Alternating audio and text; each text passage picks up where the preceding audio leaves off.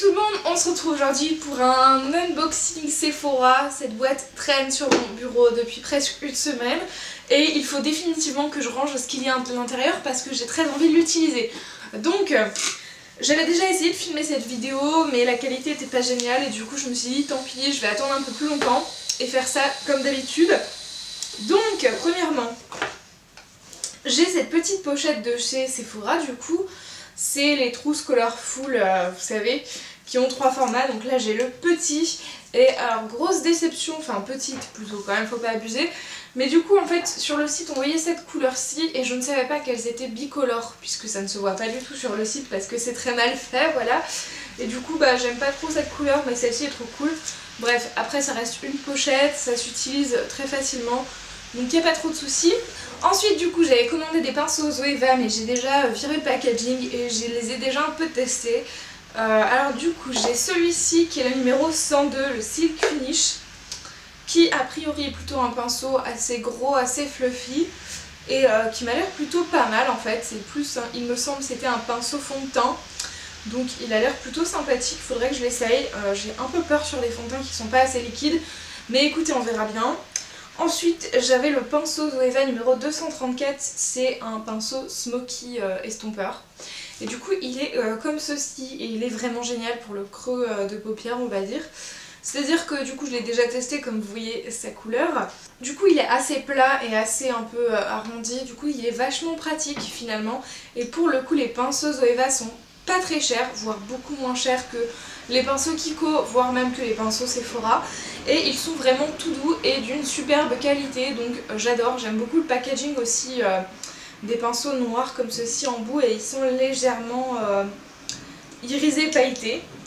Ensuite j'avais commandé ceci qui est un masque pour les yeux au ginseng, vous savez c'est les petits patchs Sephora. Alors j'en suis pas méga fan normalement mais c'est le seul truc que j'aime chez eux. C'est tout ce qui est masque pour les yeux exclusivement et pas le visage complet. Le visage complet vous avez l'air complètement débile et en plus de ça il y a beaucoup trop de liquide dessus. Du coup vous les laissez poser pendant 15 minutes. C'est dommage parce que c'est à utilisation unique. Du coup ils les vendaient en promo genre il me semble 1 €, un truc comme ça. Ça reste quand même un peu cher je trouve mais en même temps quand on voit le packaging, le côté tissu, il n'y a pas trop de... C'est difficile de faire moins cher en même temps, c'est pas super un rapport qualité-prix. Éventuellement s'ils le faisaient vraiment en version masque, en pot, ou s'ils le vendaient vraiment par lot, ce serait quand même plus intéressant je trouve. Ensuite j'avais une miniature de parfum qui est le Narcisco Rodriguez For Her. Et je vais être honnête avec vous, je ne l'aime pas vraiment, c'est-à-dire que il a l'air pas mal au début. Il y a quelques notes de fond ou je sais pas quoi qui me perturbent un petit peu, que je n'aime pas du tout. Et c'est vraiment dommage. En fait, le pourquoi du comment, c'est que j'ai regardé vraiment les notes de fond, de tête, etc. Il est un peu parfum boîte Santal et moi j'adore ça. Le problème c'est qu'il a des notes de rose et je déteste ça. Donc vraiment c'est très dommage, mais donc je vais le donner à quelqu'un qui en fera un meilleur usage que moi de cette miniature parce que je ne l'utiliserai pas, c'est mort. Ensuite on passe au gros de cette commande et c'est donc ceci, c'est bien la palette Desert Dusk d'Huda Beauty qui est juste absolument incroyable, je l'aime beaucoup. Alors c'est un peu pas forcément raisonnable parce que j'avais déjà celle-ci qui était la première, la Rose Gold édition. Donc la première se présentait comme ceci dans un packaging coulissant que j'aimais beaucoup. Et le problème que je lui reprochais c'était premièrement le packaging un peu cartonné qui finalement m'a peu à peu convaincue.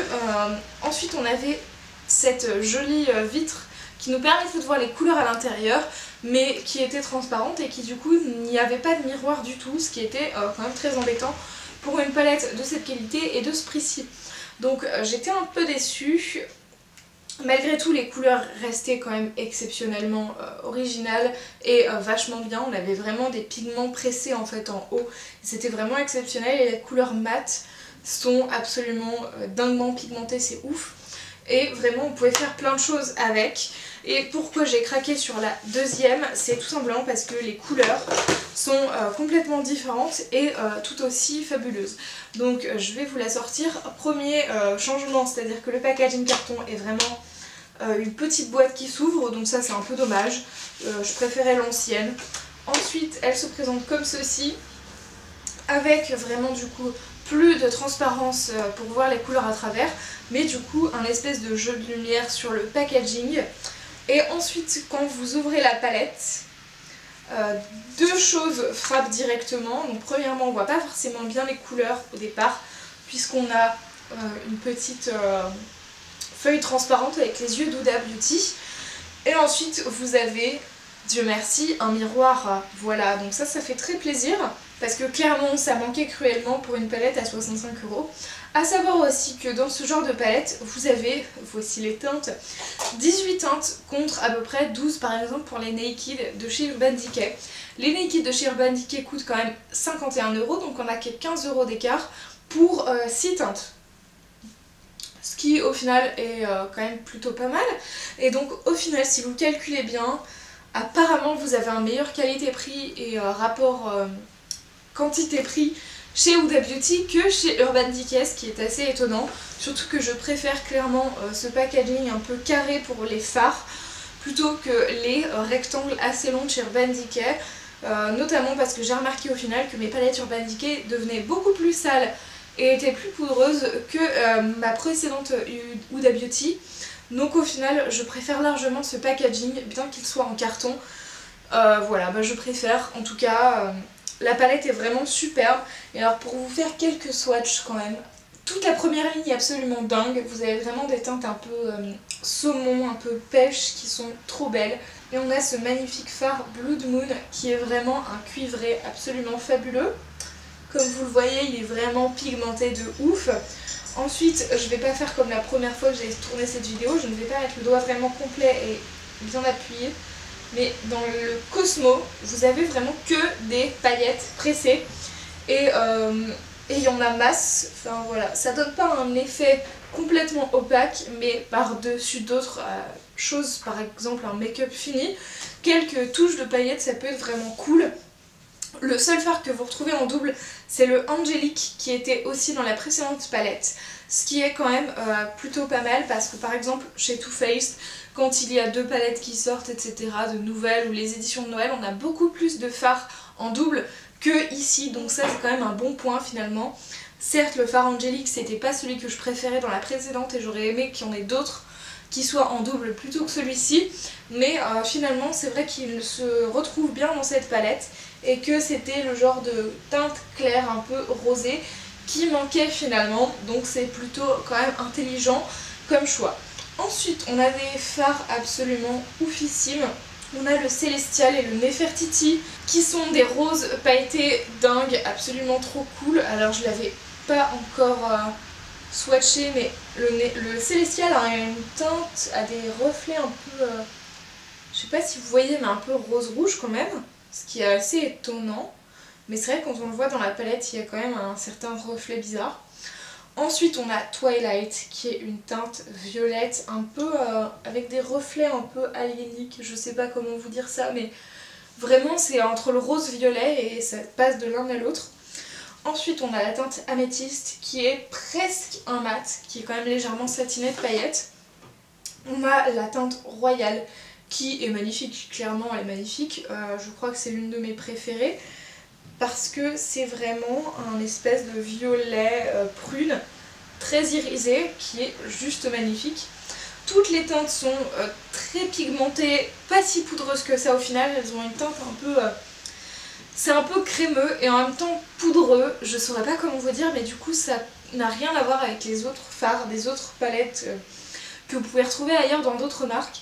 Mais du coup c'est vraiment particulier, je vous conseille d'aller les swatcher en boutique Sephora parce que c'est vraiment des petits bijoux. Donc malgré tout ça reste une palette qui a un certain coût mais qui est quand même peut-être plus avantageuse et bien plus originale que les Urban Decay ou les Too Faced par exemple. On a vraiment une texture qui se rapproche plus, je dirais, des Too Faced que des Urban Decay qui sont beaucoup plus poudreux. Les Too Faced sont un peu plus crémeux. Malgré tout celle-ci de palette est vraiment fabuleuse. Les couleurs sont bien plus originales qu'ailleurs.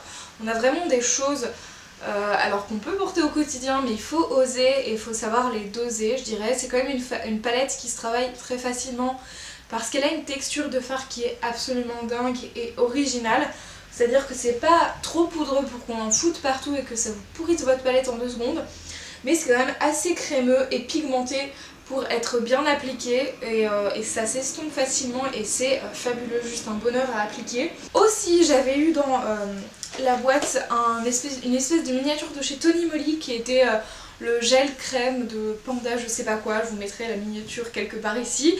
Et du coup je suis pas encore convaincue, c'est-à-dire qu'il y a une différence de prix assez incroyable entre le prix de ce produit normalement et la lotion gel de chez Tony Moly au bambou également.